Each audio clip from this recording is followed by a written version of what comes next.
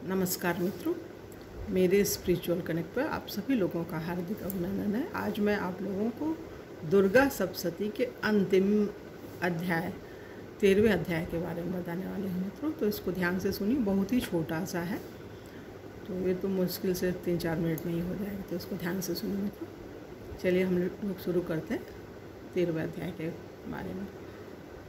ऋषि बोलते हैं, जो उदय काल के सूर्यमंडल की सी कांति धारण करने वाली हैं, जिनके 4 भुजाएं हैं और 3 नेत्र हैं, तथा जो अपने हाथों में पाश, अंकुश, वर एवं अभय की मुद्रा धारण किए रहती हैं, उन शिवा देवी का मैं ध्यान करता हूँ।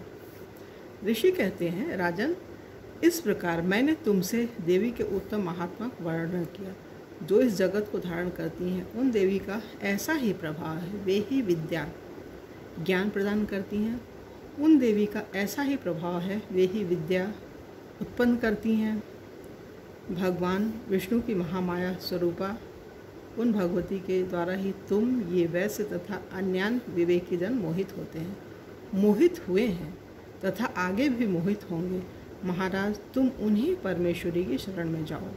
आराधना करने पर वे ही मनुष्यों को भोग स्वतः मोक्ष प्रदान करती हैं। मार्कंडेय ऋषि कहते हैं, कौस्तुकी जी, मेधा मुनि के ये वचन सुनकर राजा सूरथ ने उत्तम व्रत का पालन करने वाले उन महाभाग महर्षि को प्रणाम किया। वे अत्यंत ममता और राज्य हरण से, उनका राज्य जो हर लिया गया था, उसे वो बहुत दुखी थे। महामुनि इसलिए विरक्त होकर वे राजा तथा वैश्य तत्काल तपस्या को चले गए और वे जगदम्बा के दर्शन के लिए नदी के तट पर रहकर तपस्या करने लगे। वे वैश्य उत्तम देवी सूक्त का जप करते हुए तपस्या में प्रवृत्त हुए। वो देवी सूक्त नमो देवे महादेवे वाला है मित्रों, ये 5वें अध्याय में भी है और अंत में भी दिया हुआ है। सभी देवता लोग ये देवी सूक्त का पाठ जरूर करते हैं, आप लोग भी कीजिए। अलग से है, उसको हम पढ़ देंगे, संस्कृत में है अलग से।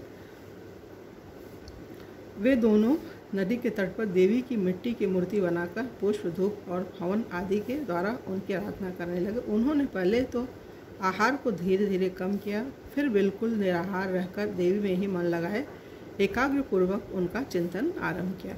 वे दोनों अपने शरीर के रक्त से प्रोक्षित बलि देते हुए लगातार 3 वर्ष तक संयम पूर्वक आराधना करते रहे। इस प्रकार प्रसन्न होकर जगत को धारण करने वाली चंडिका देवी ने प्रत्यक्ष दर्शन देकर कहा।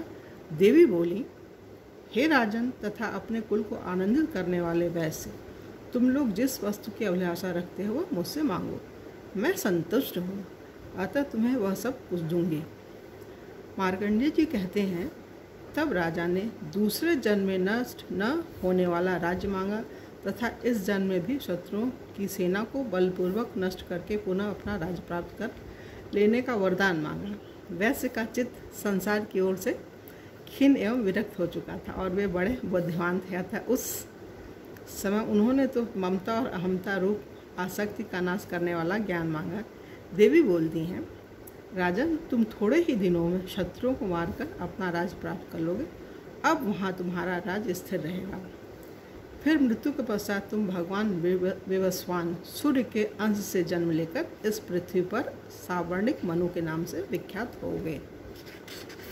वैवस्वत, तुमने भी जिस वैश्य को बोलती हैं माँ, तुमने भी जिस वर को मुझसे प्राप्त करने की इच्छा की है उसे देती हूँ, तुम्हें मोक्ष के लिए ज्ञान प्राप्त होगा।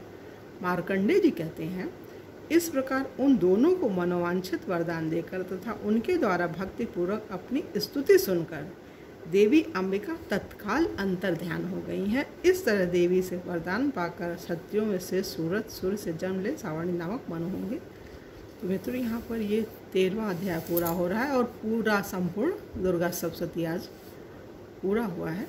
और कल जो है रहस्य वगैरह हैं और देवी सूक्त है, इनके बारे में भी अभी बताना है, तो इसके बारे में आप लोगों से बात करेंगे, बताएंगे मित्रों। ठीक है मित्रों, अपनी बात को समाप्त करते हुए कल की वीडियो में आप लोगों से पुनः मिलेंगे। तब तक के लिए जय हिंद, जय भारत, ओम शांति, ओम शांति, ओम शांति।